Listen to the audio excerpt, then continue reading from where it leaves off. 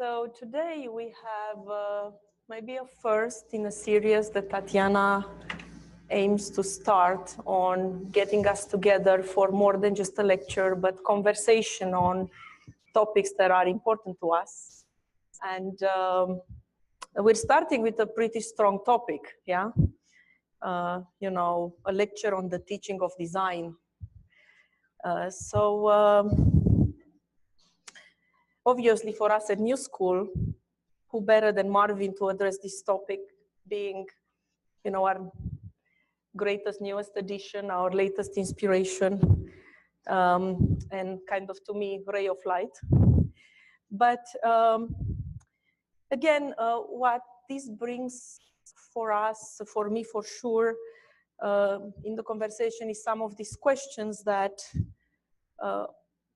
you know, often were having no answers, or rather not positive answers, like, can we teach creativity? Can we teach empathy?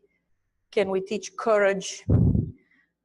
Many people think you have it or you don't, yeah? So we want to debate this tonight.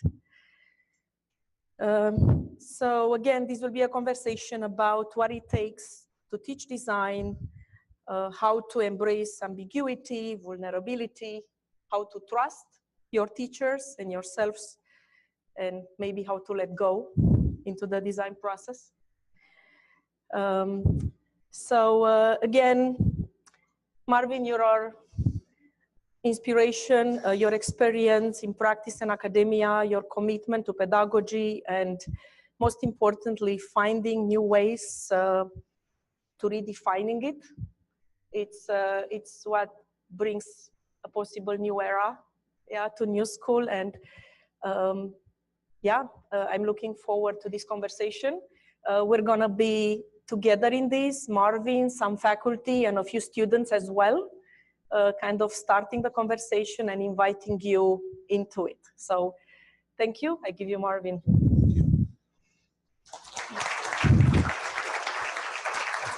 Thank you, Daniela. Well, this is an interesting position to be put in. I obviously have a passion for teaching design. I would call it, you know, a core value of mine. In the middle of practice and all of the other things that I've done in my life, the joy of somehow teaching what I would call design inquiry. Design thinking is way overused, and so I call it design inquiry, is probably at the basis of why I believe in the teaching of design as a third domain of knowledge. And I realize that in the humanities and the sciences, this is a bit controversial, but for me, it's the way I see the world, that we absolutely depend upon scientific inquiry, scientific method, whatever you want to call it. It is a way of us discovering those underlying paths of the way the world works, and it's the foundation thoughts for a lot of the things we do. Humanistic inquiry teaches us of the interaction of cultures and the values of different cultures and how those cultures take on the interpretation of those scientific realities. In between those two is a body of knowledge that doesn't exist in the same way as the social scientist or the scientist find information, because essentially it doesn't exist until the designer interacts with it. You know, the famous example, of course, is the Mona Lisa. And we desperately need the Mona Lisa now. We love the Mona Lisa. We love what it means to us. You know, the representation of Da Vinci. But until Da Vinci painted it, nobody knew that we needed it. And there's that interesting moment, and I like to call that moment the moment of an inquiry. Today's presentation was really inspired by something I wrote, a little monograph called To Profess. It's about 14,000 words. It was, I call it more of like a personal explosion, and this is what I would call vanity monograph. I put it out there because I had much of what I've done in my life, I've had no choice. It's been sort of bubbled up inside of me, and then I had to go do it one way or the other. And I'm sure you will find the same thing, right? I ended up teaching because of that. And then I ended up moving to North Carolina because of that. And then I ended up moving back to California.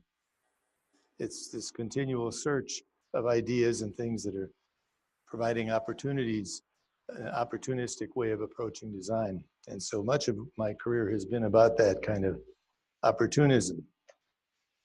And so on the basis of this, I really didn't know what I was going to say. I was asked to address faculty. And you know, president of an institution, faculty hear you speaking all the time. So how are you going to get up in front of a faculty retreat and say anything that would get their attention away from the donut or the coffee they're drinking? I mean, let's be honest, right? So this had been bubbling up in me for a long time, and I had this text that I was working on because sometimes I get on these long conference calls.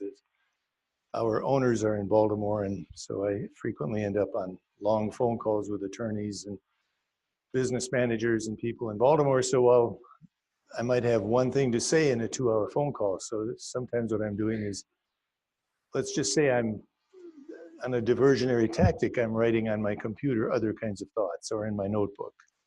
And what I was doing in the spring was essentially this, you know, what does it mean to be a professor? Now this has been stimulated in me by a lot of things over the course of a 40-year career. I think this is something you write after you've been teaching in the higher academy for 40 years. What does it mean to teach? What are those core values?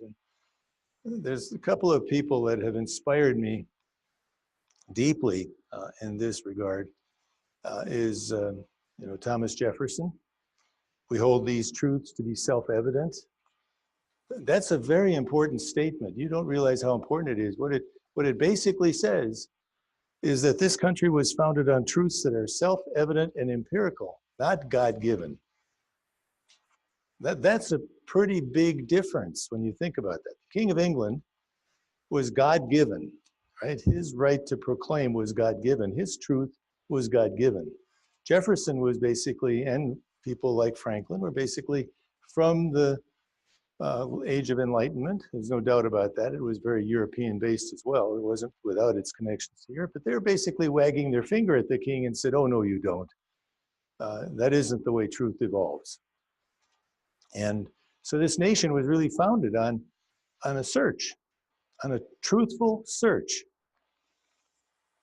Not opinions hiding as truth, as we seem to be engaging these days, but as truth. And that's why scientific inquiry is so important to us. It teaches us the discipline necessary to find those truths. And how we then interpret them and how we work from them, those are opinions, those are iterations. So that's something that's always been important to me. And then the work of John Dewey, and then the great land grant movement in the United States, which makes the United States foundation of its public education to be that which is engaged with the problems of industry, agriculture, and society. And some of the greatest universities in our country are known as the land grants. Michigan State, University of Minnesota, University of Illinois, NC State University. I don't know them all, but those are the ones that were founded by Abraham Lincoln, no less. And I guess University of California with Berkeley was a land grant, and then it passed on those responsibilities to Davis and Riverside. But the idea is that you had public universities that were preparing people to engage in the exigencies of their time. And to me, that's music to my ears even today, that the university would in fact care about what was going on the streets, across the street from the university. Here, we don't have to even go across the street. They come walking past us every day. So that's another piece of this which really revved me up. And then some experiences along the way, which happened years ago, but continued to inspire me. When I first became a dean at NC State University, one of the trustees came up to me, a woman, first African-American woman to be a trustee at any university in the South. She came up to me and she put something in my hand, and as she put it in my hand, she said, I just want to remind every new dean I meet that it doesn't take a lot of money to see the world differently. And she put a little 59-cent kaleidoscope in my hands, right? Doesn't take a lot of money to see the world differently. What it takes is this, it takes your imagination and what you can see and think about. not too long after that, I was introduced to a new trustee, again a woman. And as I was introduced, she looked at me. I was introduced as a professor and dean of the College of Design. And she looked at me and she said, "What do you profess?" Well, my answer, bothers me even today, was architecture. Of course, that's a meaningless answer, right? Because it doesn't get to the value system. As Elena pointed out a few minutes ago, to profess is really to deal with your basic value system. What do you believe in? What are you teaching that is guided by what you believe in? And so that then, you know, when you're around a long time, you get to do a lot of different things. I was invited to speak at a conference of architects in Cambridge, England, at the University of Cambridge. And we had this wonderful tour of King's College and the King's College Chapel. And we were invited to the roof of the King's College Chapel, which, you know, is pretty spectacular. The person who was giving the tour, interestingly enough, had just completed time being a graduate assistant to Stephen Hawking. So we had all kinds of questions about what it was like to be a grad assistant. He had his PhD, but he was still considered a grad assistant to Stephen Hawking. So it was really a postdoc acting as a grad assistant. And so I asked him, I said, the Higgs boson, is that correct, Higgs? Yeah. So I asked him, I said, it had just been discovered when I was doing this. And I asked him what he thought about that. And he said, really disappointed. And I said, disappointed? You know, it's proven to be true, everything you guys have been speculating about for years. He said, that's what's disappointing about it. He said, I would have been much happier if they hadn't found anything. Because he wanted to complete the search. He thought this was going to end the search. He thought that the discovery of this very important thing was going to stop people from looking. And he thought this was really something that should stimulate more looking. And so his answer there was interesting. Well, right after that tour, we then went to the faculty club, which is exactly how you can imagine it in a preconception of what an English faculty club would look like. The big stuffed leather chairs, right? It has all of that sort of, in this case, 18th century. It was a room completed in the 18th century for the faculty, so they were already worried about the faculty in the 1700s. But on the wall was a group of silhouettes, 9 silhouettes in all. And these silhouettes were of a divinity professor teaching from the lectern. And so in my notebook, I sketched the 9, and this is one of the 9 right in front. And it was apparent that this teacher was passionate about what he was teaching about. If you go through the sequence of 9, you have him proclaiming, you have him praying in front of the students. It's like, you can almost hear him say, I am praying for you to get this reading accomplished. Or, you know, you can just hear it with this passion. And so this also sort of continued to inspire me along the way as I thought about doing something like this, which is, like I said, just sort of bubbles up from inside. So given that then, what I'm going to do is go through a fairly quick roll of slides, just to show you some of the things and some of the ways that I've worked over time and how I think that impacts this commitment to the teaching of design.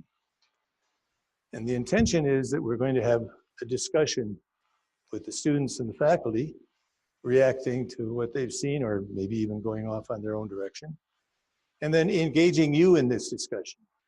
Because I don't believe that you can, that Richard Saul Werman, who's a friend of mine, he and I taught together. I was actually his grad assistant, even though I was a full-time teacher at Cal Poly. He was dean and he was teaching a first-year design class.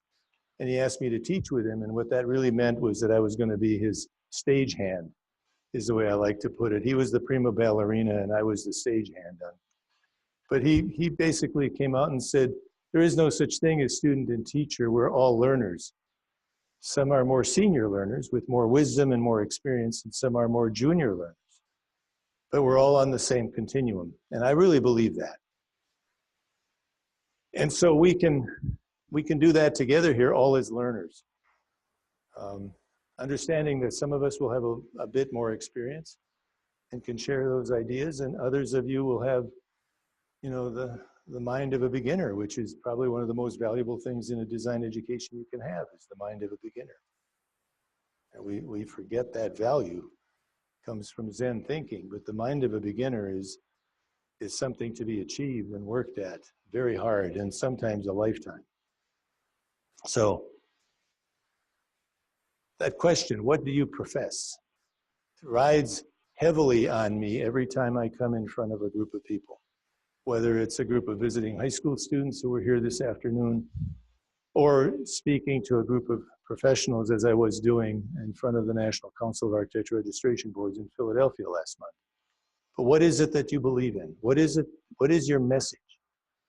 I was asked to speak on the provocations for the future of higher education to the NCARB people, and my first provocation was that my talk was not about technology. Because everybody's talking about technology these days and what it's going to do to change us. You know, that's kind of boring. We know technology is available to us. We know that we're going to have tools at our disposal like never before. But we do not yet really understand this. You know, the search for me is to understand the wetware, is what it's called, I guess.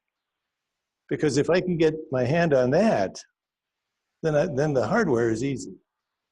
Because then I also know the software that I'm using is really somebody else's pattern of thought, but I can read through that to get done what I want to get done.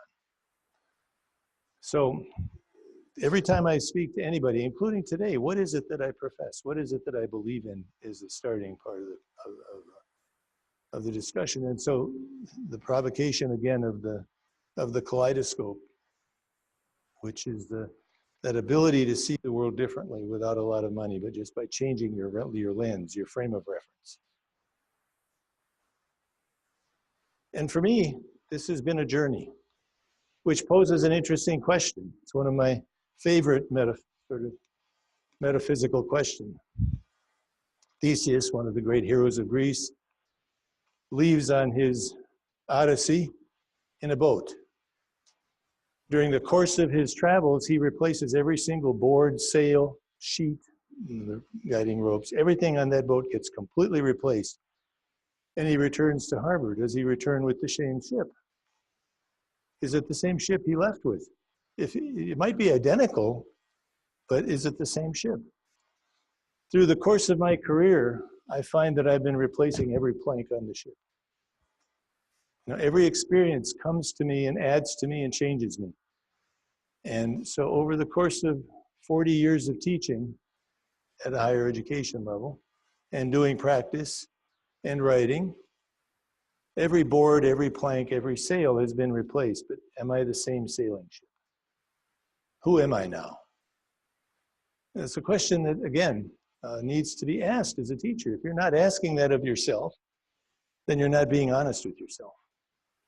You know, when I left on this journey from the University of Minnesota to go to graduate school, I left with the idea that I'd go graduate school on the East Coast, work there for a couple of years, come to the West Coast, work for a couple of years, and then go back to Minneapolis where I was going to be a corporate architect. That was kind of what I had in mind.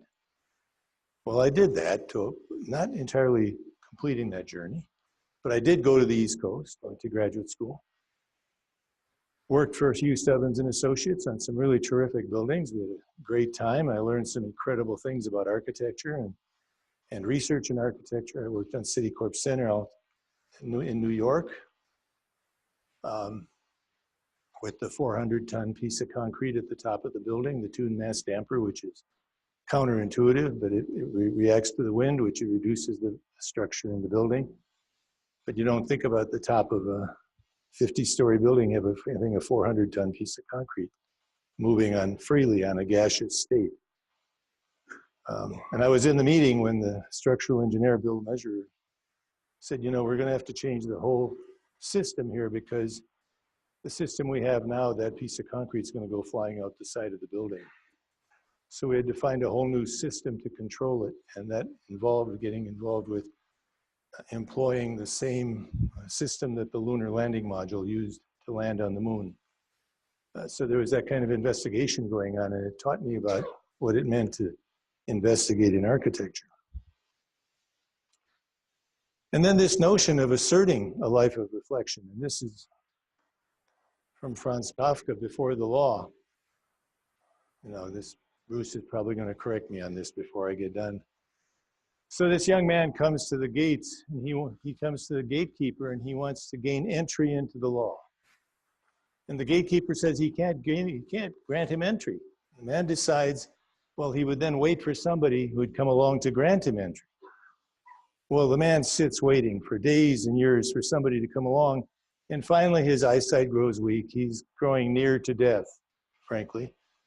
And he recognizes now that he perhaps will never get in to this gateway to be able to study the law. And so he goes back to the gatekeeper and he says, how is it that in these many years nobody has requested an entry so that I could see how they got into this way to study the law? And the gatekeeper says, this gate was only assigned to you. You didn't need to ask my permission. I couldn't give you permission to enter. You needed to enter. To me, that's an amazing insight. And it's all about design. You have to enter.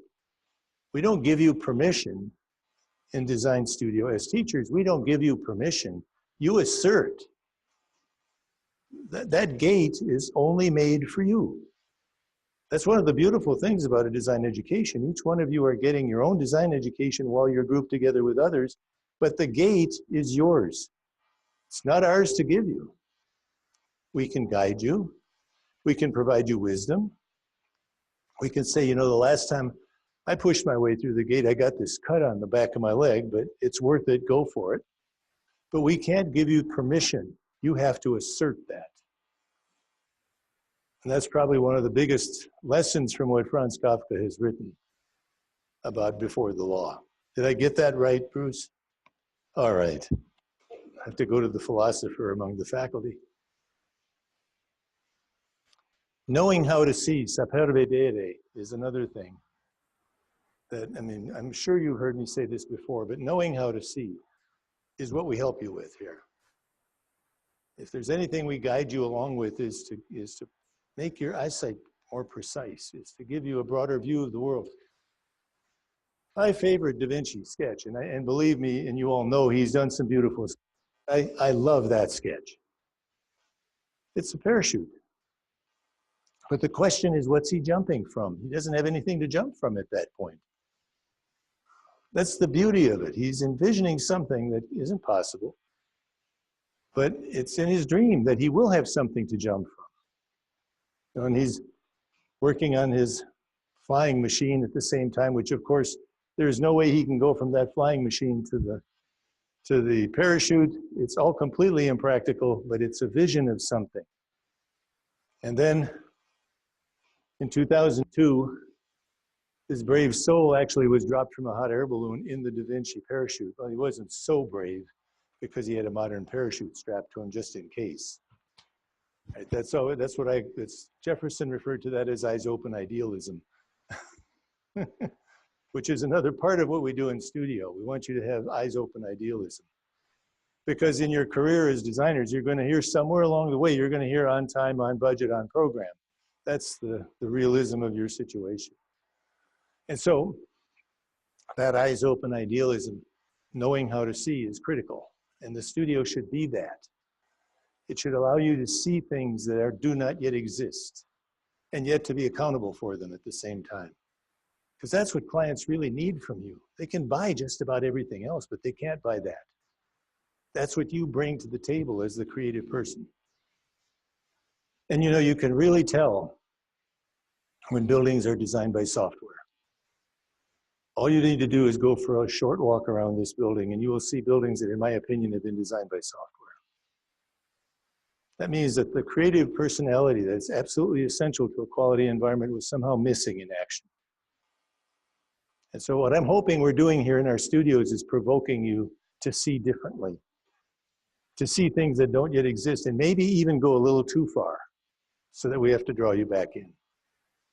You know, it's okay to really get an A on a project and then fail on it at the same time because you've gone too far, right? The A part is satisfying everything you need to do. The F part is going way beyond what was expected of you, and you couldn't do it, but you tried anyway. When I was in school, Ralph Rapson gave out the highest grade he gave out was an A/F. The A was for the university. The F was for you because you tried so hard that you were going to fail. And he wanted you to fail, encouraged you to fail, to be creative. The other part of the grade was taken care of. You really had to work to get an A/F from Ralph. It was his highest mark of accomplishment. And so then you get to see stories differently. And again, I know some of you have seen this before, but it's the two fish of Venice. And the lesson for this was I walked into a coffee house. I like to go for walks very early in the morning. If I'm in Venice, I get out at 5 o'clock in the morning when there are fewer tourists around.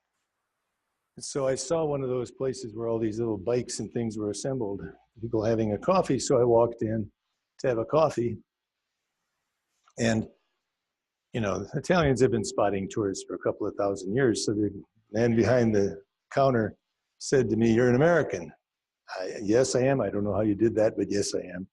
He said, "I'm going to teach you how to remember Venice so that you'll never forget." So this is the guy behind the counter, and I'm thinking, yeah, right. He's going to teach me how to remember Venice. He makes coffee, right? This is where the first lesson of humility comes into play. So he said, look, Venice is just two fish eating one another. I don't know if I've got a... So you've got the large fish at the top, and where the small fish is biting into the large fish is the Rialto Bridge, right? At the heart of the large fish, Piazza San Marco. At the tail end of the small fish and the head of the big fish is the connection back to the train station. The Grand Canal is the separation between the large and the small fish. You'll never forget the plan of Venice again. That's storytelling behind what we do. You can tell that story, you can put an image in the mind of the people you're working with, and they depend upon you to know those stories and to fabricate those stories. Because the making of a design is more than just the satisfaction of a program. It is the story. And so the teaching of design and believing in the teaching of design is believing in story making, in narrative.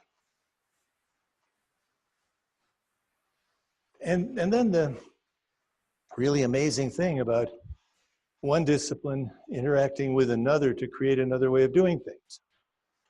In the First World War, when America was trying to supply Europe, 2,000 ships a month were being sunk by the German Navy.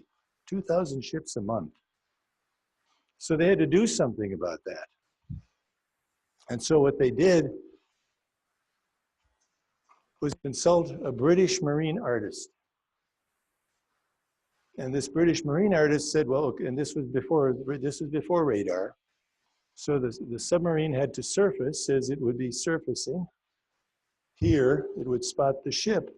And then the submarine had to make a calculation of where the ship was going to be so they could maneuver themselves to be close enough to the ship to launch a torpedo attack. So if by surfacing they could not tell which direction that ship was going, they could estimate the ship would be there, but the ship would actually be up there. And how would they do that? So they proceeded to paint all of the ships crossing the Atlantic with this kind of camouflage. So if you take a look at the ship up on the right, that's the ship. That's what it looks like in its camouflaged version. And in fact, the number of ships being sunk by submarines dropped dramatically because they could no longer calculate where that ship was going to be relative to targeting them.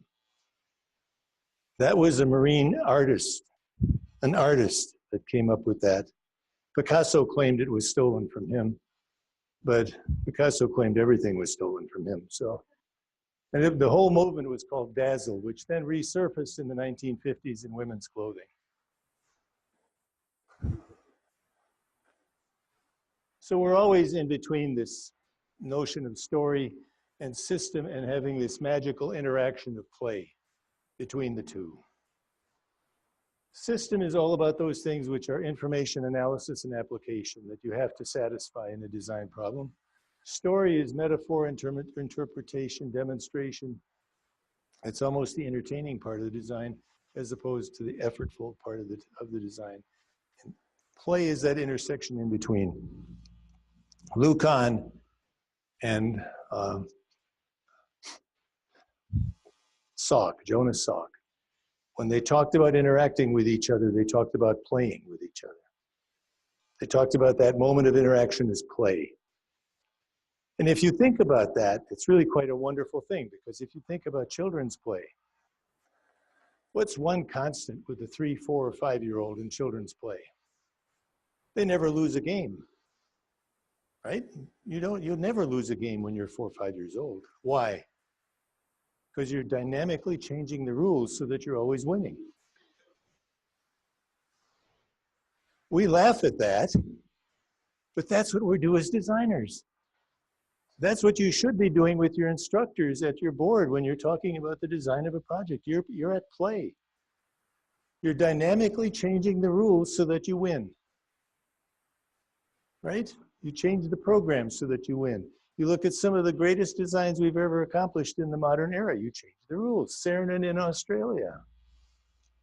You know, when he went to choose the Utzon project, the shells, he picked it out of the group of losers because it changed the rules. So this constant process of challenging and reinterpreting the rules to deeper meaning, that what children do is actually very sophisticated. Far more sophisticated than the games adults play, because we have a set of rules. It's like football, you know, offsides. You know, offsides, it's a 5-yard penalty. You know, roughing the kicker, all these things. You've got a rule book that thick. You can't have a rule book if everybody's changing the rules at the same time. And the interesting thing is, what if you put 3 or 4 of those kids together at the table all at the same time? They're all changing the rules at the same time, so they have to keep up with each other's rules in order to change their rules. That's an amazing thing that's going on, and that's, again, what we're doing in this studio environment. And of course, we know that, you know, from Schiller, man only plays in the full meaning of the word. He is a man, and he's only completely a man. He is playing. I mean, I really like this notion that making, thinking, playing, all of these things are interacting with each other. And then Max Skagen, when he was asked, Skagen and Elam, the Atlanta-based firm, I'm sure you know their work. When he was asked to do a diagram of his design thought process, he said, sure. And of course, everybody expected to have a project map, right? Well, his process, if you look at the top, is a 47-year process. And his notion is that you have to go through the uglyful on the path to the beautiful. And that is certainly a prerequisite experience for the sublime. So he's not thinking of any one project unto itself. Every project adds understanding and wisdom, which can be used in the next project. You know, the work is a body of work that you're working on. It's a philosophical piece. It's not just a piece that is unto itself. And of course, we get in design, again, this notion of collaboration and collaboration. You know, that your best friends, when you get out from school, you will see your best friends in the interview lobbies of companies when they're interviewing to select an architect. So you might be at a reception with them the night before as best friends, and the next day interviewing against them for a job. It's a fact of life. But one of my favorite pieces of collaboration, collaboration is Handel's Messiah. Everybody, or most people, know Handel's Messiah. It's a very famous piece of work. Well, the family that in the Czech Republic, the Lobkowitz family, sponsored both Mozart and Handel.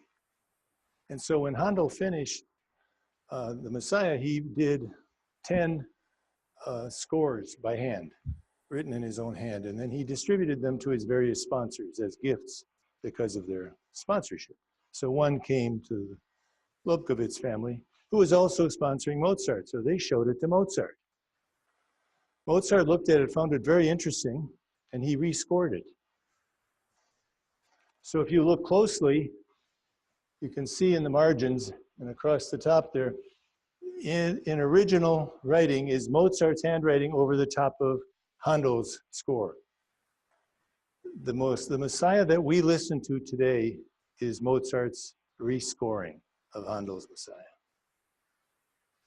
We don't understand that that goes on. We always have this misconception that the designer is this solitary figure, when we should be teaching you that there is really no such thing. There certainly is inspiration, but inspiration adds to inspiration. Mozart working over the top of Handel.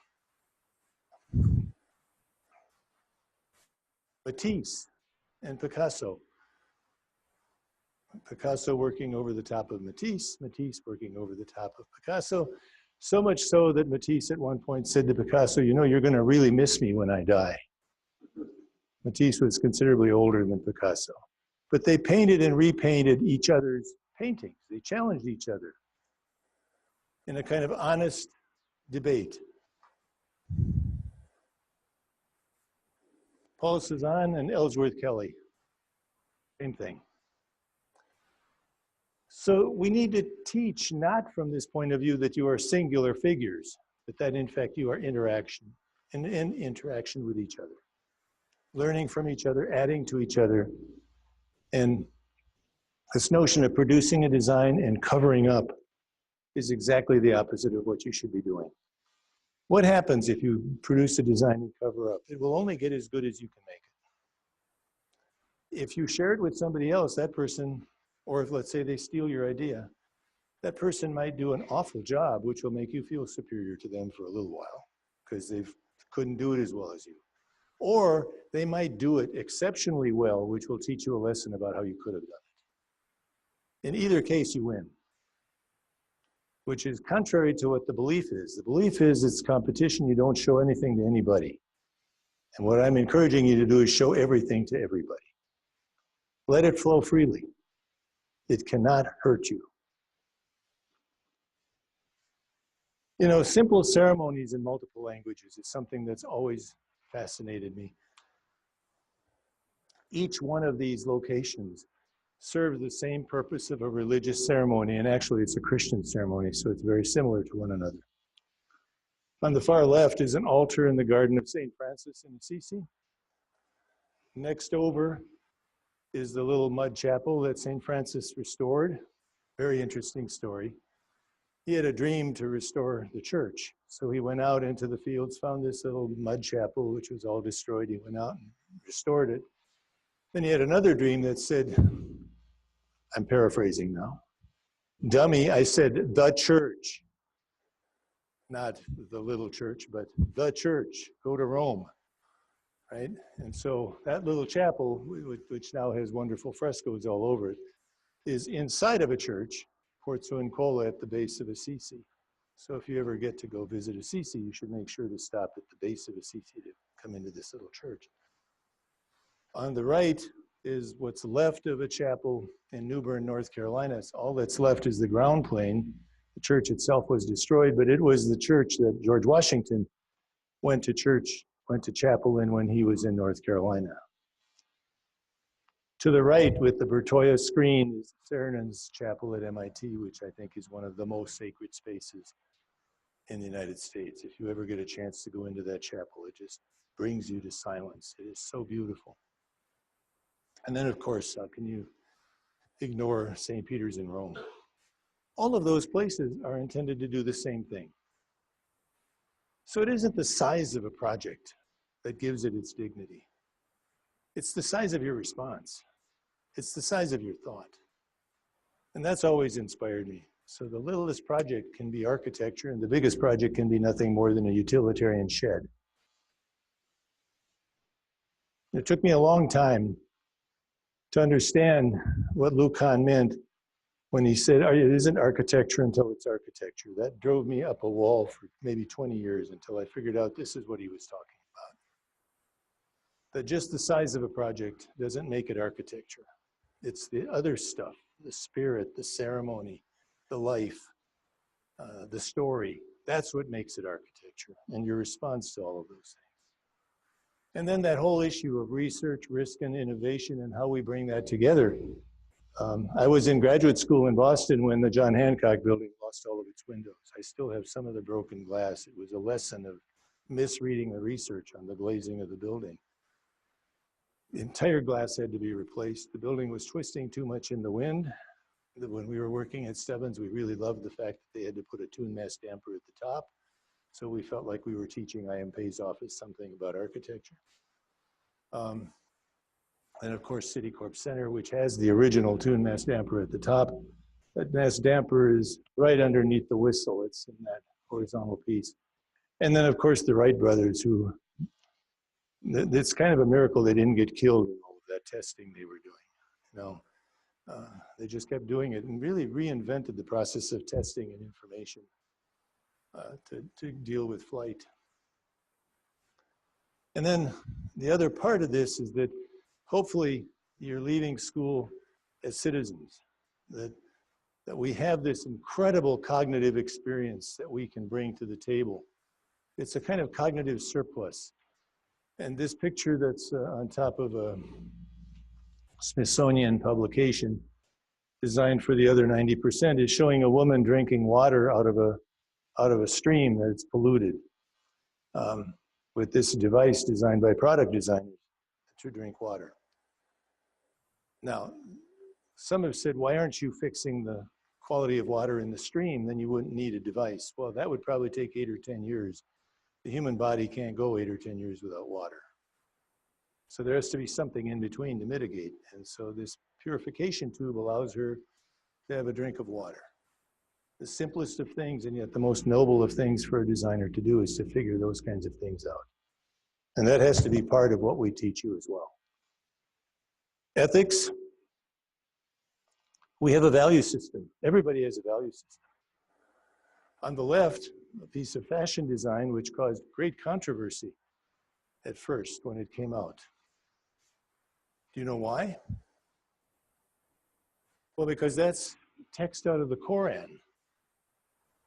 Out of the Koran. I mean, the designer was asked, what made you think about the Koran for a decoration on a dress like that? And the answer was, well, it was beautiful. The Koran is a sacred text. You don't do that with the Koran.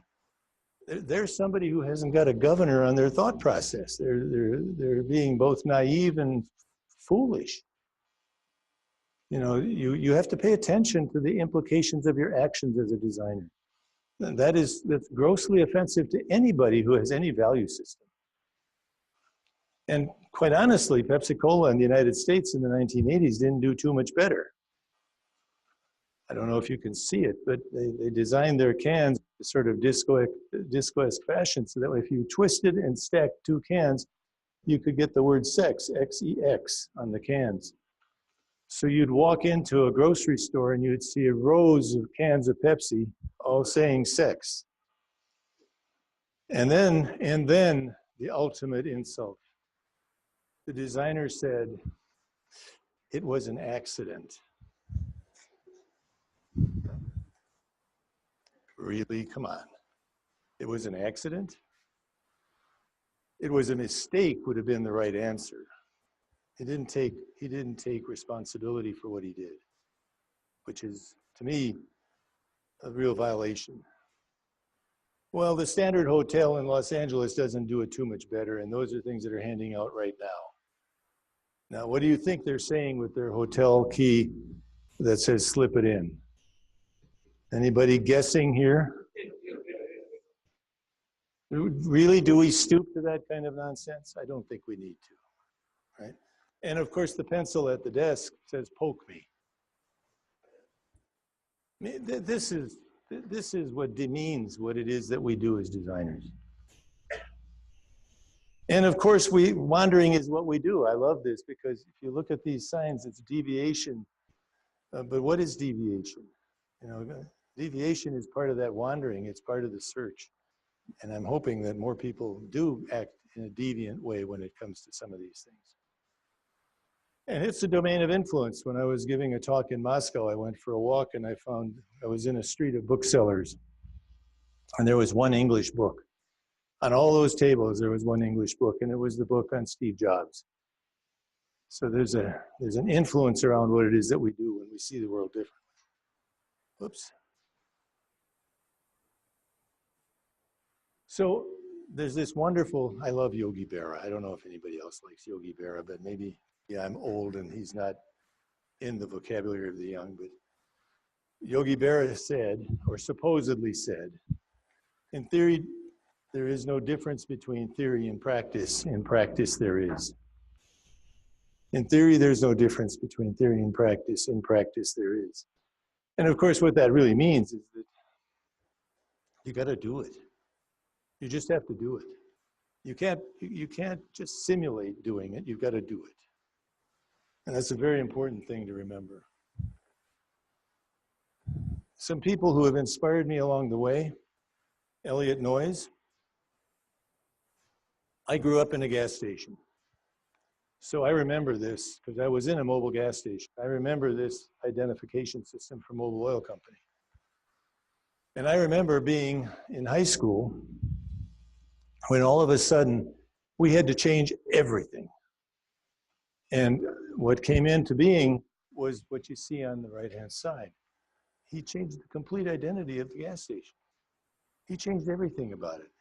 The position of the gas station in the neighborhood. He used design to change people's attitudes. And that just simply blew me away, that you could do something like that and you could go from there to there in such a dramatic fashion. Ralph Rabson, my mentor, one of my mentors. The house design at the center was from just immediately after World War II, but he was a professor, practitioner, architect, furniture designer, wonderful illustrator. He promoted this idea that design is everything. It's architecture, it's fashion design, it's everything. Everything you touch, your attitude, that you're never not a designer. He did that chair at the bottom, the green one, when he was in his 90s. So the house at the top was in the 40s. And then the one with the steel building at the top was also designed in the 40s. The rocking chair was designed in the late 40s, early 50s. That was the only piece of furniture Frank Lloyd Wright owned besides his own furniture. So he had the Repson Rapid Rocker, it was called, in his bedroom. And then he also had city designs that he worked on. He was quite phenomenal. So to that end, my career has been inspired by that. You know, building projects, just an assortment of projects all the way from a studio building at Cal Poly Pomona to the Chancellor's residence at NC State to a utility building for a physical plant at a city, to a ferry boat terminal for Laveno Mombello, Italy, to a master plan for a new church in Thousand Oaks, to the first building I ever worked on, which was a storage shed. I was 10 years old. My dad did butler buildings on the side of being a gas station owner, and so I was given the charge to build that building when I was 10 years old. And from that moment on, I had a love of prefabricated architecture. You know, that architecture in the corner throws me all the way back to Ralph Rapson's architecture. But I've also written. You know, for me, the act of doing projects has been important, but so has the act of writing. Even to the point where the last one, to profess, is what kind of caused this session to happen. I figure that I've told Ellen, I just did a kind of a calculation in my head today. That represents about 750,000 words. In other words, you have to go a long journey sometimes to get to a simple understanding. But I also like to investigate not only through words, but through drawings. This is a little book that I did for my daughter when she was 6 years old. It calls Angels in the Architecture. And it was a series of letters that I wrote her when I was working in Italy. She asked me for a Christmas present to put drawings to each one of the letters that I wrote her. So I did, resulting in this little fold-out book called Angels in the Architecture. And it reminded me of, you know, accumulate abundantly, give of yourself abundantly. And I didn't put the title of any of these sketches underneath. They're all favorite pieces of architecture of mine. And I told her, I said, someday you'll have to grow up and find the names of all of those places for yourself. Well, she's an architect in Chicago, so I guess she did enter onto that journey. So I'm very proud of her. So I've accumulated abundantly. Every time I've traveled, I've drawn, I've registered the place. Even up until this last summer. These are sketches from this last summer.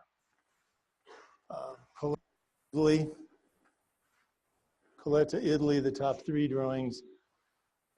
This is Rio Maggiore, Cinque Terre.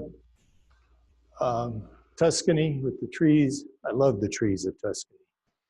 I love what they do in the landscape. Segovia, Spain, are those 3 right there. So these are just ways for me to reflect and think. You know, there's writing, there's making, there's reflection and drawing. So it's that way of telling you that use everything you've got to reflect on an idea, to gain experience. Use all of your talents. So what is it to be a creative? I love this. This is from a t-shirt that I found in Athens. I actually bought the t-shirt. I love it so much. To do is to be, Socrates.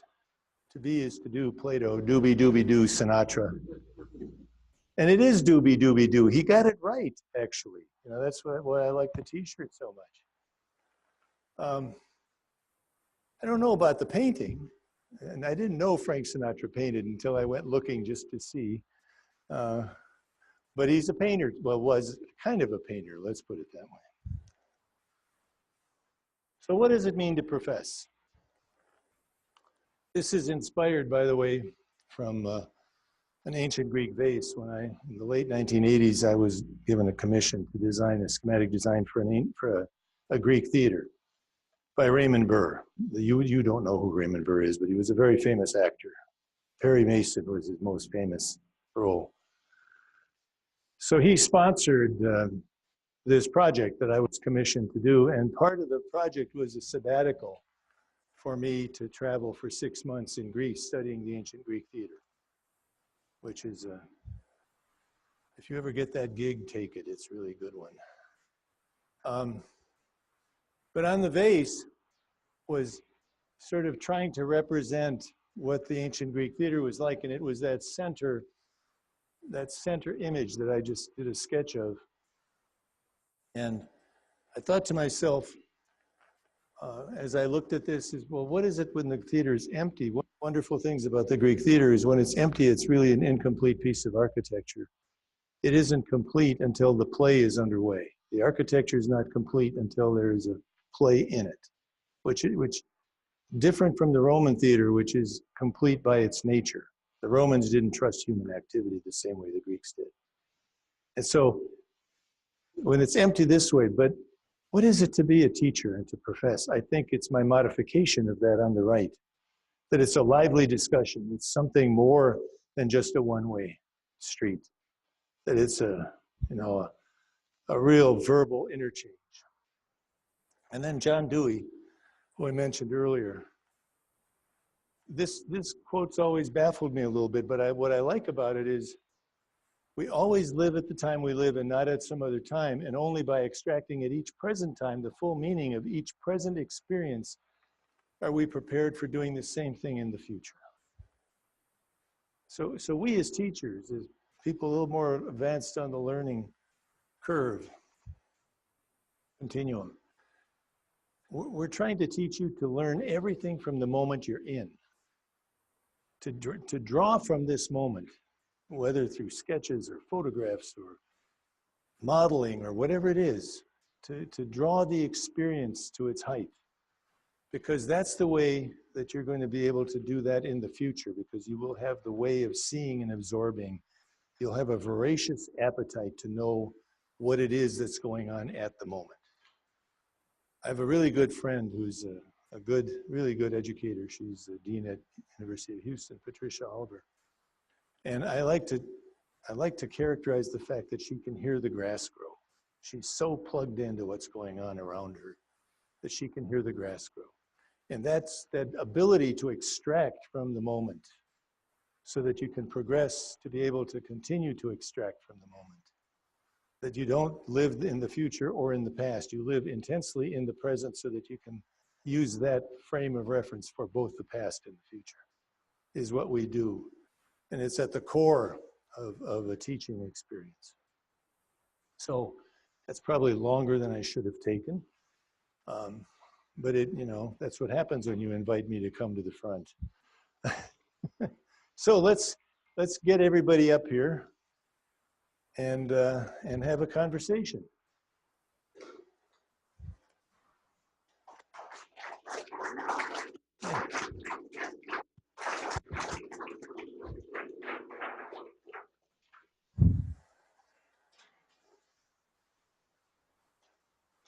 How did it go? Was that all right? Was that okay?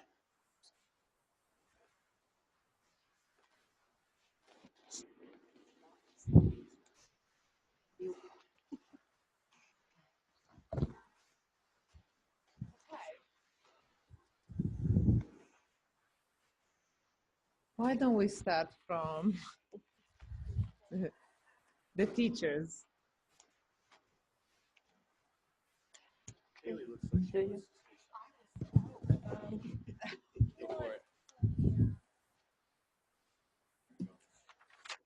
I have two.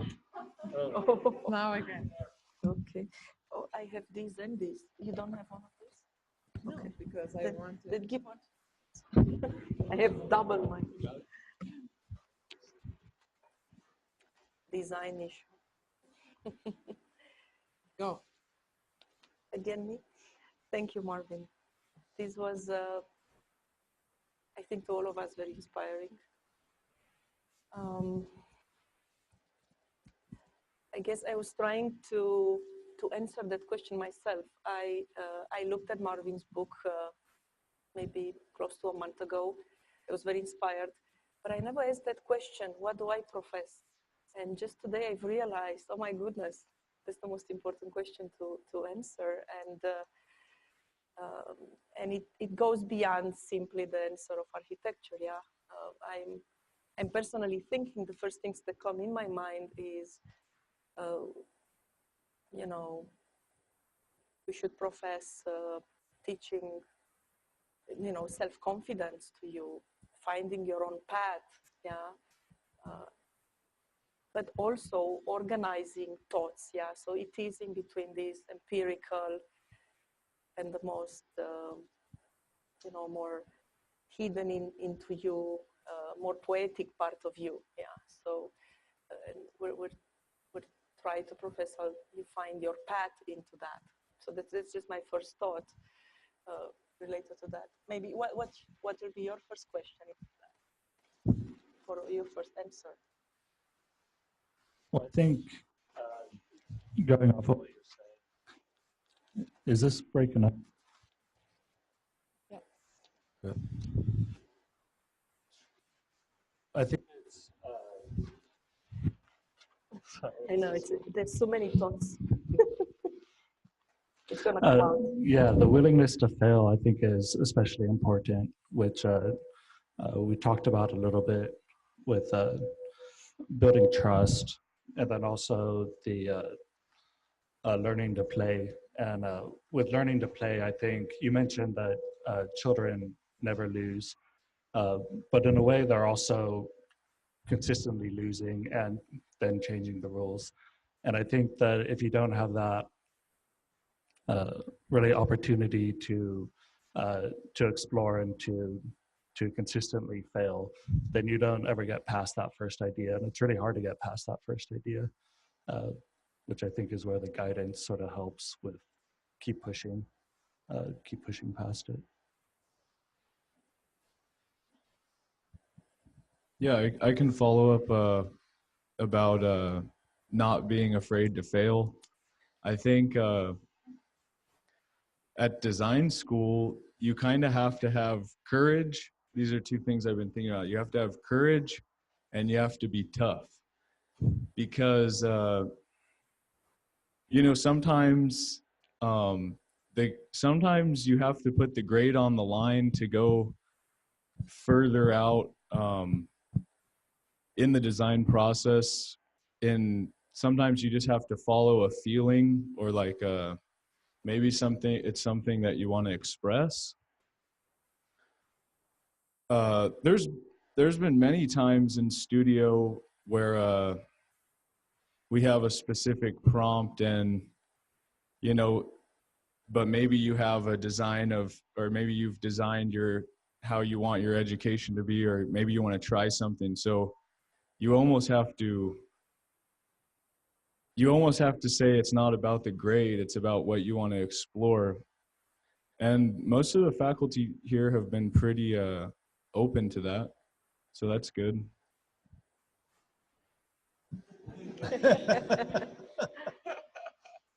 I mean, a question that I have is, I understand that it's like this mutual, like the instructor should be this like nurturer and continual nurturer, but I guess where's the line between like letting a student think creatively and have that like ability to fail, but when you like the instructor is there to nurture and bring them back up, or be like, hey, like let's maybe go in this direction.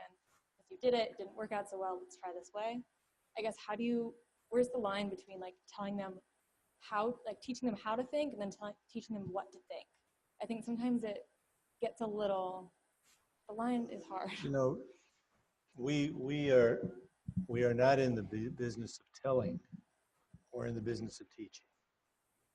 And I think as a senior kind of mentor along that path, it's our job to get you to climb higher and higher and higher. But then the real test is whether or not you're willing to take the leap off of that high precipice. Then the role of a teacher immediately changes. If you leap and fly, the teacher becomes like the slave in the chariot of the victorious Roman general, where the slave is reminding the general of his humanity and his short time on earth and the possibility of failure. If you fall, the teacher should be miraculously at the bottom of the crevasse to catch you, because the reward for taking the leap is to be protected in either direction, protecting you from your own ego on the one hand and from your frailty on the other. That's an important role for a teacher, and that's where it isn't a line that you cross. It's sort of a mutual agreement. You're going higher and higher on the precipice, which is what a teacher should encourage. And then you're being encouraged to take the leap. And if you take the leap, then the professor has to move into another role. And that is to either be the conscience or the savior. I think that from our perspective, and I follow some of the very important concepts that Marvin lovely summarized here, because it's never easy to summarize what we're trying to do, right? When you tell your parents what you're doing, I'm an architect.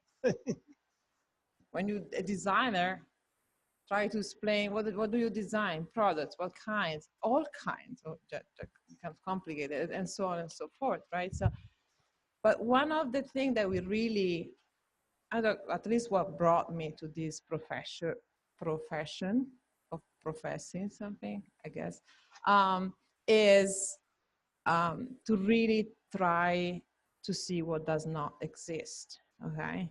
So you imagine that our most difficult job for us is bringing you guys there, because it's just seeing beyond what we have around and what exists that you can really make the leap, right? But it's not enough. One thing is how to push this ability of seeing, and one thing is to understand the real difference between everybody else having an idea and a designer having an idea or a concept, which in my opinion resides into the other meanings of what design is that have been actually touched upon from Marvin.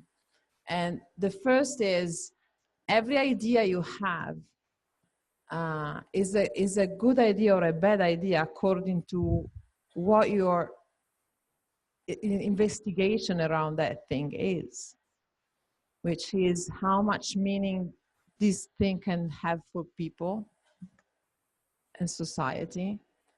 Okay, so it's like the meaning for human beings. The second is feasibility. I'm sorry, but if you want to make a parachute and you're not Leonardo that time trying to, you're putting something there. It's like technology advances much faster than us. And I'm tired to listening to, oh, I'm solving with an hologram. What for? Right? So it's not there, but feasibility is important. So you have to understand the technological, the scientific part to just make an idea on how feasible your idea is in the right context, constraints, timeline, whatever. And then viability. Viability in terms of business, in terms of possibility of being accepted by society and who makes it and so on and so forth. So for me, it's very important that we understand, and this is touched upon your line. So it's very difficult to say, oh, why my idea is not good enough? Because of all of this, how much thought you put in this, how much depth. It's like you are in a moment, we always discuss with Marvin, in which design is a little bit, not, I want to use the term in crisis, but for a lack of better definition, I would use it, because it's been stretched out so much. And design thinking also, has become the territory of these business guys going around in the company and say, oh, we're doing better, guys. Our business is getting better because we got design thinking. How did you get there? Oh, through 3 workshops. Somebody came along, say you have to test the users, you have to have several ideas, brainstorm, put a lot of post-its on the wall, and that's design thinking, right? No, there's a depth, it's a body of knowledge that we have, and that been so perfectly and so nicely described by Marvin in a lot of parts, which is a lot of the things he explained. And it's very difficult to explain to non-designers what we are able to do, but this basically connecting these dots and what makes sense for us, and possibly being innovative. This is a thing that I insist a lot upon, because, designers sometimes can design with a very minimal level of thinking. And you replicate what exists again and again with the same mistakes, with nothing that is, at least at school, here we have the possibility of raise the bar a little bit. So there's no design without a thinking that goes beyond what has been done. But in order to get there, we have to research, to understand, to go more in depth in all these realms that we touch by definition by being designers. So that's why we touch upon scientific inquiry, humanistic inquiries, and blah, blah, blah. And I stop because I want to know your thing, or if you have some urgency. I see the mic there. Kaylee has, she's gone here the whole book, and Oh, my notes? there must be at least one question. I mean, no, I guess I could just go off of what Elena was saying. I guess you kind of mentioned that, like, there's a way to do things, and it's like, no, it's the process. But then it's kind of what Marvin talks about is like the value of like a newcomer and like fresh eyes. And so I guess maybe it speaks like structure of like foundational studio to like other studios, like learning how to think about designing things and then applying code and learning everything that's gonna like hinder the creative ideas later. So I don't know. I think that there's like a fine line between a teacher being like, this is the program, this is what we need to do, it's gonna be stairs, and then it's being like, oh well, then I can't do this and I can't do this. It's like, how do you give a program or give assignments, teach a class without kind of telling students what to do? Like, I don't know if that like allows for the creative freedom that like maybe there needs to be. I was thinking to try another point of view, to play with the kaleidoscope. just because I like your question goes back to the same thing. It's not about the telling you what to do, which it's not what we're here for. It's about going a little bit deeper. And as Marvin was talking about this, I make some other notes. So one thing we can look at is the creative act is not necessarily always a conscious one. My English is bad. Conscious one. So I'm thinking even the thinking is not always conscious. We think, and sometimes we surprise ourselves thinking, sometimes we just think, but it's an ongoing process. And if thinking is not purely a conscious act, for sure the creative act isn't. And what I was thinking along this line is that you need to catch yourself in these moments and to realize that when you say, I envision this idea, you're just talking about the idea and the envisioning of the idea. And when you say envision the idea, you're actually describing a brain function, and you try to bring something out from inside yourself. And this is part of the process that we struggle with too. We often think of in the design process of a box of ideas, or it's in a book, or it's in an example, but often the most important box is in your head, you know? And just to embrace that moment, that when you envision something, you recognize, I envision it, it's there, it's in me. And you just have to stay there a bit longer and explore that moment, which we also as teacher, we have to give you more time to do so, yeah, in the process of design, you know, not to kind of bombard you with assignment after assignment. You don't even know what's coming next. You need to have time to explore that and to realize that you had an idea, you envision it, it's in there. It's not outside the box, it's in your box, you know. I don't know, I'm just thinking about this. The answer is in you staying with it. Renzo Piano said this, and this is one of the few things, because I don't have a good memory with this. I like to read and then I forget, but I remember this. Piano said, stay with it. And this said a lot to me as a student, because you find the idea in there, just stay in there a bit longer, and we're gonna be there to catch you. Yeah, I don't know, that's something spontaneous to that. I see an urge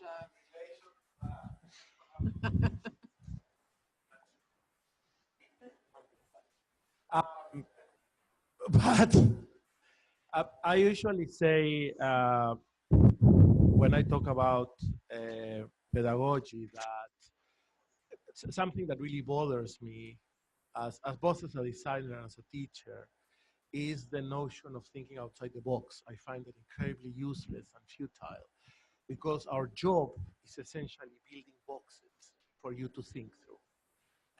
And that's what we do. And that's what we do with a course, and that's what we do with a question, with an assignment. Right? And perhaps the other thing is addressing Kaylee is the difference between a question and a recipe. No? The question is open-ended. No? The recipe is a series of steps.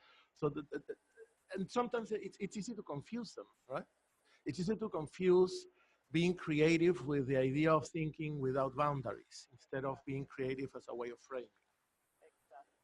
No? That, Yeah, the best innovation, if I can reply, the best innovation came from a lot of constraints.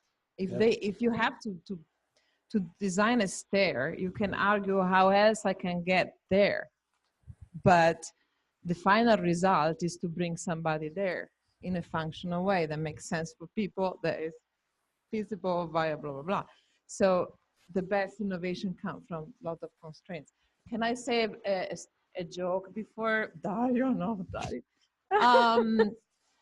And it's about the rules. I love the idea of, you name the codes. And codes are the most boring rules.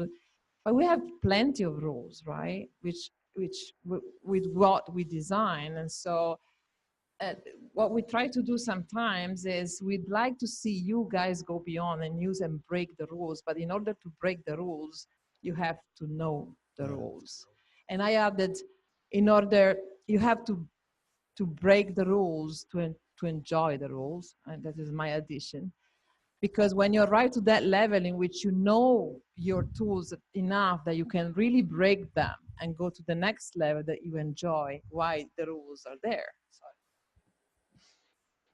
So I think I want to back to Alan because I got the microphone here.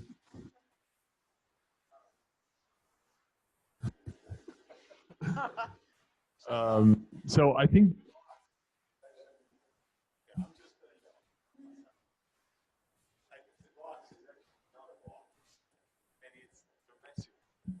and the thinking outside the box, it means break the recipe. What I mean with this is, hello? What I mean with this is that the biggest challenge that I see as an educator trying to teach design is that I have students that come from an educational path that basically feeds them formulas. To do this, you do this, and then there's this step, and you plug this in, and bam, you get your result. Design doesn't work that way. There's no way design works that way. The difference, the metaphor we use is, in other jobs, people give you a map to follow. In design, you draw the map. So it's really hard to teach this concept. Unfortunately, to teach it, we need to use processes. Wait. The process is the recipe he was complaining about. So what I tell my students is the process that you're learning is like the training wheels on your bike. You need them to get started. You're not going to be able to balance without them. But when you realize how the bike works, you better take them out and just ride because they're going to get in the way. And that's what processes do. Processes are there processes are tools to obtain predictable and repeatable results. Does that sound like innovation? Hmm?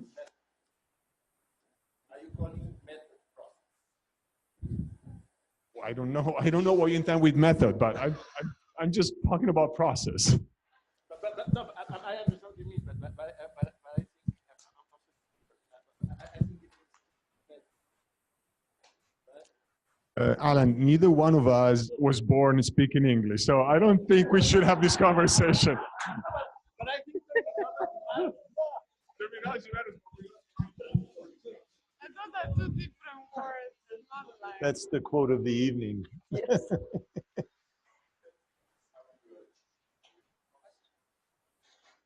Oh, here we go.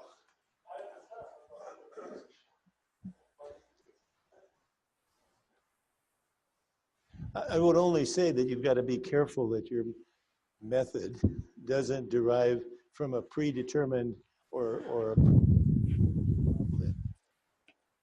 if you, but on the entire process.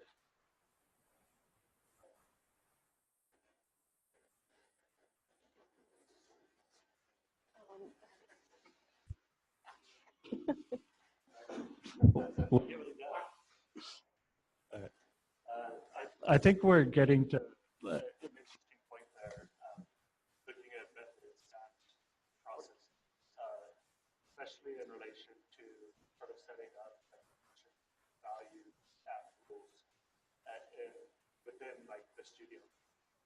And one of the things that I think was interesting, particularly interesting in Marvin's lecture, was you spoke about to profess is dealing with the basic value system and really getting down to the fundamentals of the values.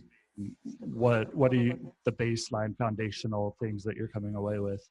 And I think that's interesting in opposition to rules where, for example, we may in a studio have a specific list of deliverables where, and I agree that you need to learn the rules before you break them, but at the same time, once you've been in several, you know what the options to carry on.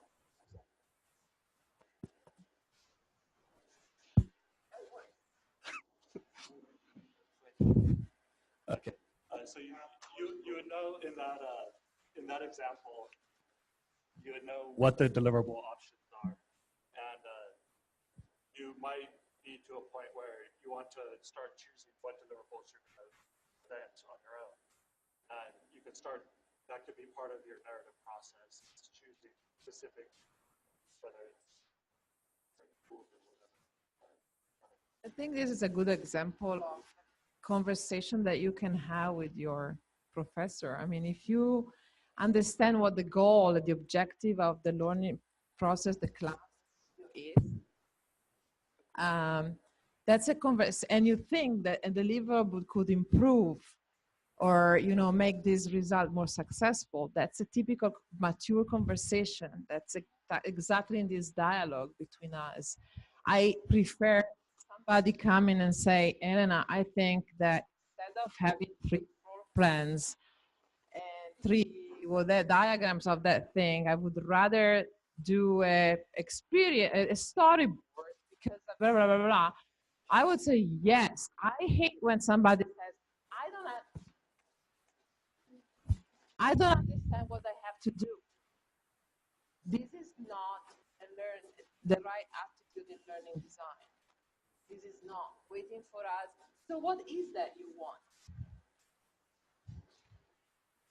Well, I think part of that conversation is the assertion of the student getting to that door, and then when you get to that door, do you know that you need to just talk to the guy and he's going to let you through, or do you wait until the guy tells you that you're good to come through?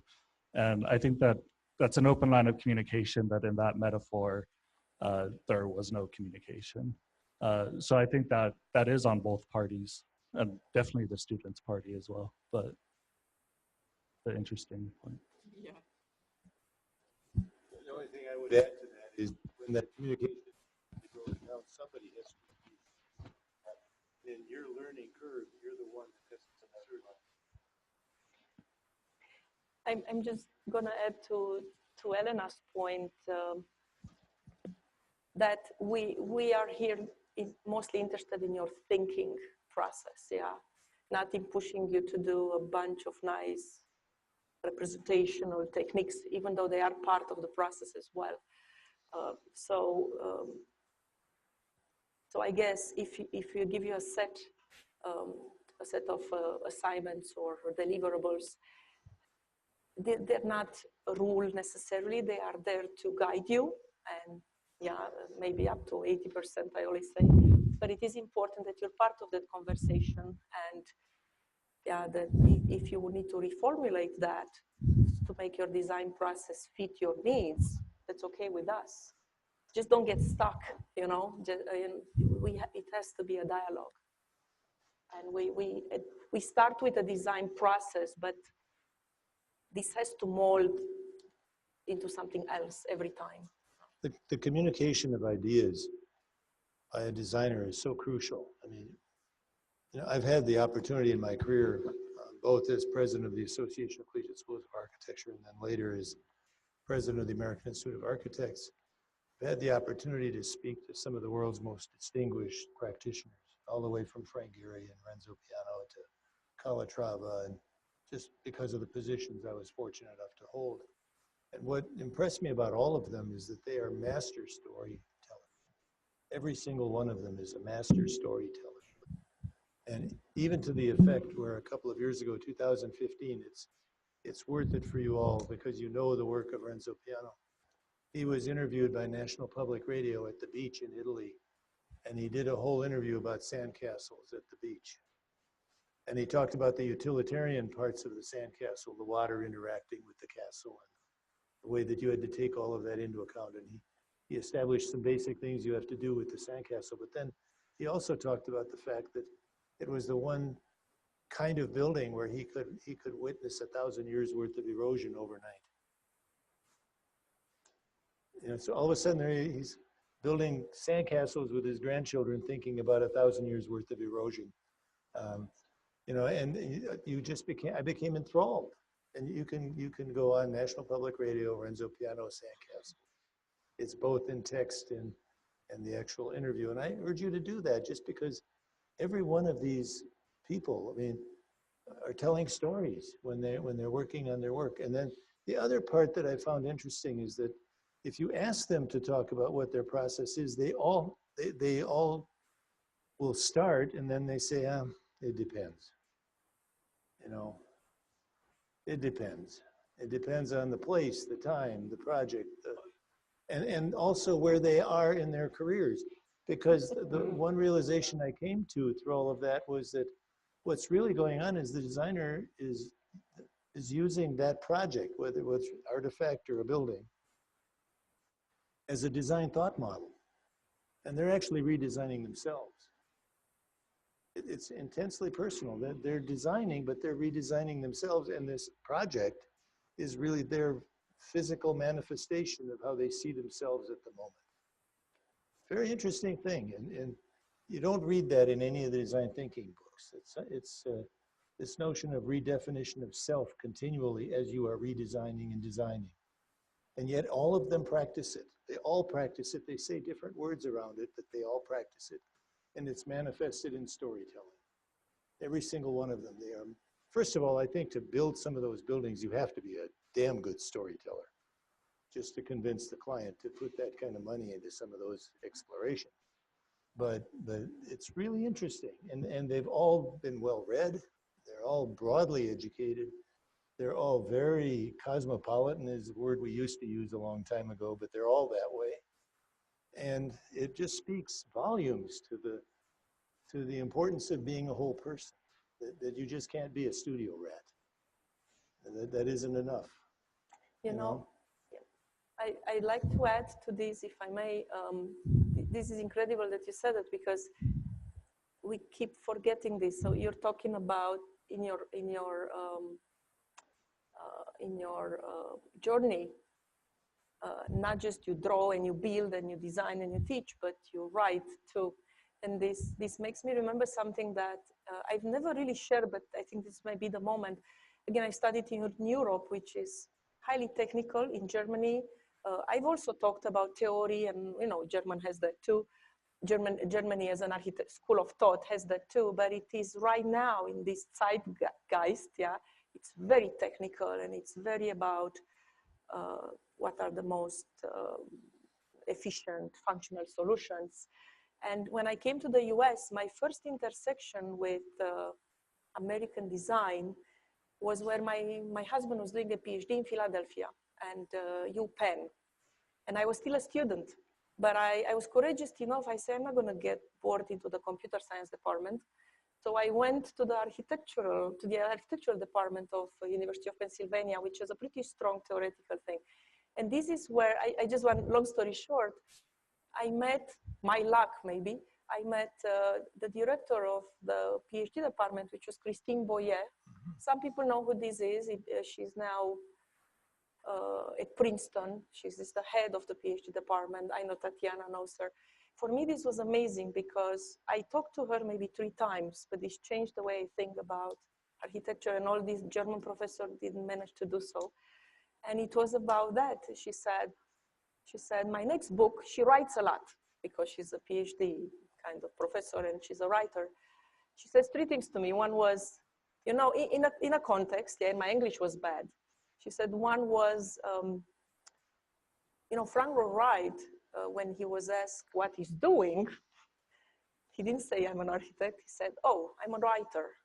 And he keeps saying this all the time. I'm first a writer. The architecture is something I do. This kind of hit me in a way because it was the first time I understood that writing about this makes a huge difference in becoming a better designer for the best of us, from what I've seen. Anyway, I'm going too deep into this memory line now, but she impressed me a lot because of this, and she, I had a point and I missed it. I've never been in a debate like this, okay? And my English is bad, so I'm making notes. But I can tell you something, you have to start writing too. I'm from Romania, I had to learn and study in German and then now I have to teach and whatever, do everything in English. I've lived long enough in all these countries, and there's a good in this, but something I regret is I was never proficient enough in a language to really write. So now that I'm, 47, now I'm starting to write, and I'm totally excited by it, even though my English is not that good. So I just want to inspire you with that, because the sooner you start to do so, the more you're gonna get connected with who you are inside, with that box I'm talking about. So get it out there, and I hope I'm gonna get to the point from Christine Boyer, but she totally inspired me. I met her 3 times and I felt and that's the other thing she said, I'm writing a book. She writes a variety of books that are famous right now. And if you are from the East Coast, you know them all. All the students I met there read Christine's books. But one of the things she said, the book that's gonna take me the longest is Why Do Architects Write? That's what I'm getting with that. And it finally came out, I swear to you, 15 years later. And it's an incredible book. And I don't know if it's called exactly this, but I got inspired by the fact that she, as a very famous writer, wanted to write about what we write, and took her so many years to finally get this book out. And I just wanted to strengthen your point, because there is something really true in that, communicating between each other, but also the best way to communicate with yourself is to write. That I was expecting.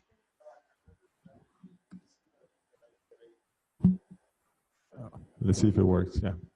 Another benefit of writing that I always remind my student, and this comes from the fact I have a good friend back in Italy who's a journalist, and we always had endless arguments.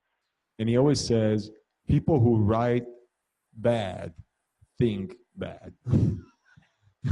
Are you talking to me? No. No. So we like I said, we had plenty of discussions about this, but even if in the discussions I went against him, I actually agree with him. Because the thing that I tell my students is that writing something forces you to put order in your thoughts. If you're just thinking something, it all makes sense. It's kind of like this nebula that spins in your head and you recognize it as valid. But until you have to put it down in a way that someone else understands it, nothing is really clear. It's kind of like that concept that you think it's a winner, but until you sketch it and someone says, what is this shit? You're still convinced it's a winner, right? So writing is important to put deeper articulation in your thoughts. Yeah, I agree. To design is to have an idea in the clearest way. Sometimes to get that idea out is a sketch, and then sometimes it's the writing. But all the best architects are great writers, because a lot of the time they're expressing, like Marvin touched on, a cultural value. So designing is expressing cultural values. That's why you can't be afraid to fail, because these are things that are within, and it starts with the individual. There's talk of collaborative design. I don't know what these things really bring, because you have to be.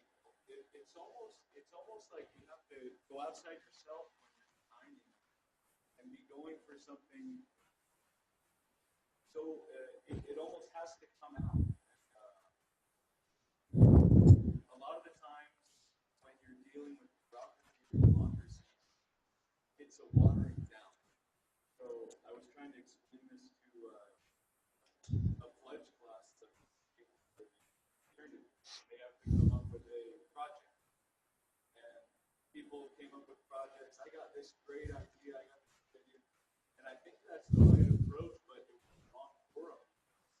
They were in a totally democratic, wherein, and I had to tell them, hey, this the idea is good, but once it passes through all these people, it'll be totally changed. I think as a designer, you have to be, kind of like a poker player. Sometimes you have to show them something that maybe you don't want to do, and then at the very end, okay,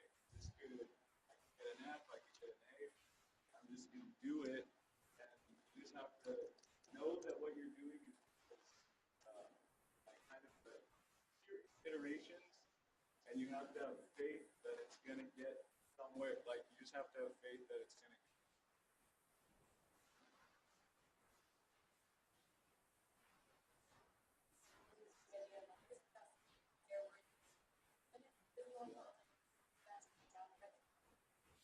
Sometimes, a lot of the time in studio, like the past two going on, you know, once you get someone tapping on your back, and you're trying to design, and they go, "Is that what you're supposed to be doing?" And I don't even listen now. Come from, but I go, yes, this is what I'm supposed to do. And you have to be confident and you have to be tough because when you're trying to sell your designs to, here's a story. So me and the architect I worked for, we go into the city and it's the city lady's there and it's a ceiling. He's got a low ceiling because we were going for this Frank Lloyd Wright design, like Japanese low ceiling. He goes, "Rich, you can't do the low ceiling for this room because it's too low. You can't do it." He goes, that's not a room. That's a hallway." And he had to say it, and he got it passed through. But as the architect or as the designer, you have to be tough, and you're the person, you're the master builder, you're the chief builder. It's up to you to make the decision. And a lot of what they teach in school, you can sharpen these tools, but you have to be tough to get stuff. And in the end, you have to go with it. If you're designing for someone else all the time, I think you're going to get burnt out. I think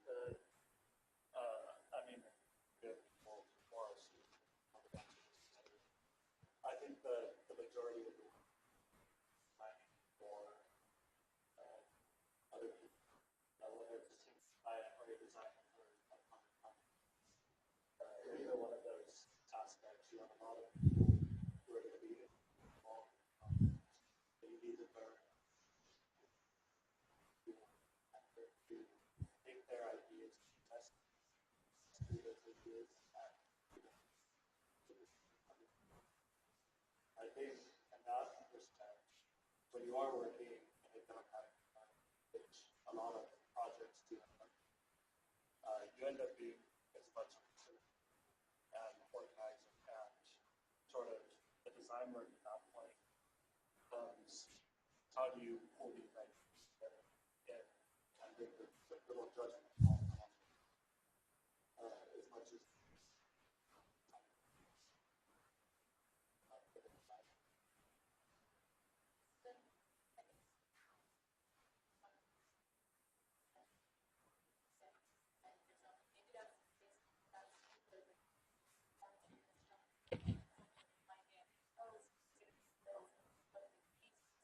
This is the place to do it because in the field, you're not going to be designing. I don't know, problem. That's a very good comment. You don't design for us. You don't want to design for these teachers.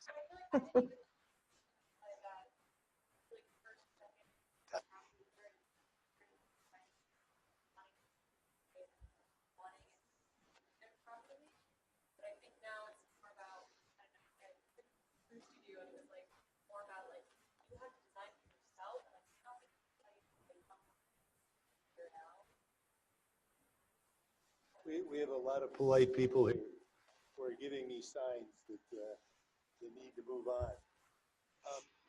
I hope what this is doing is stimulating your discussion in class. That in fact, the issue that was just raised is an interesting one in practice, and this is why I brought up most of the great designers that we know are good storytellers, because they take all those disparate point of views that they encounter along the way, and they create a story that brings everybody underneath that umbrella, and that's how they get their work done.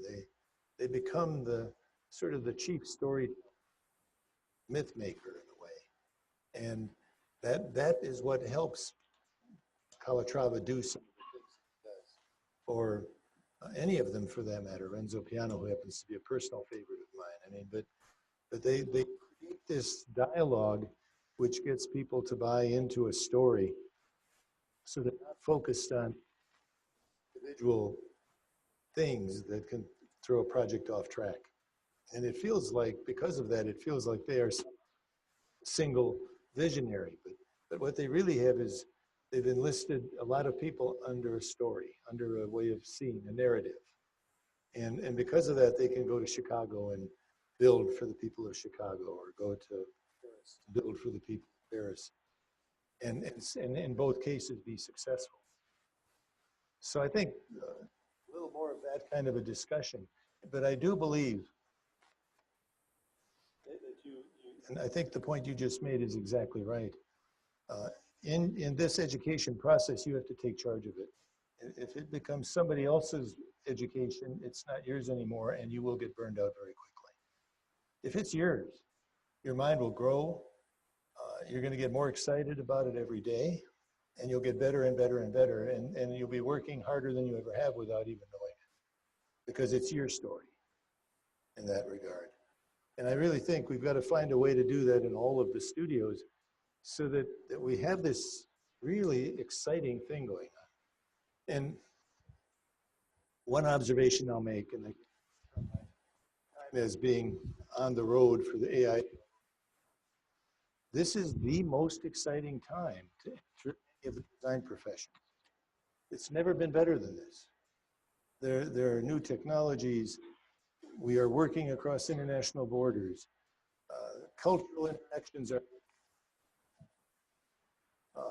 we have tools at our disposal. We have more literature at our disposal. New models of practice. The big steep pyramid with the one guy at the top, gone. It's first practice.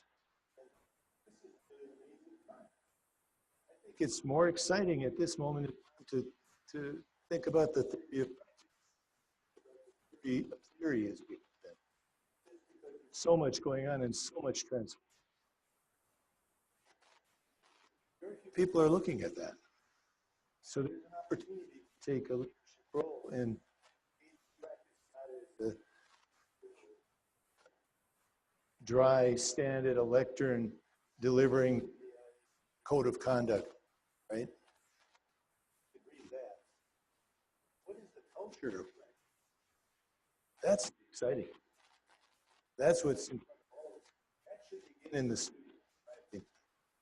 It's a highly interactive process, and I like what Elena just said. You know, a student who challenges a presentation requirement, not on the basis of, well, I'm too tired to finish that section, but I can represent this better another way, and engages the teacher in that kind of a discussion. You will take charge of your education. Teacher will actually, maybe you'll actually show the teacher a different way of an idea than they had before.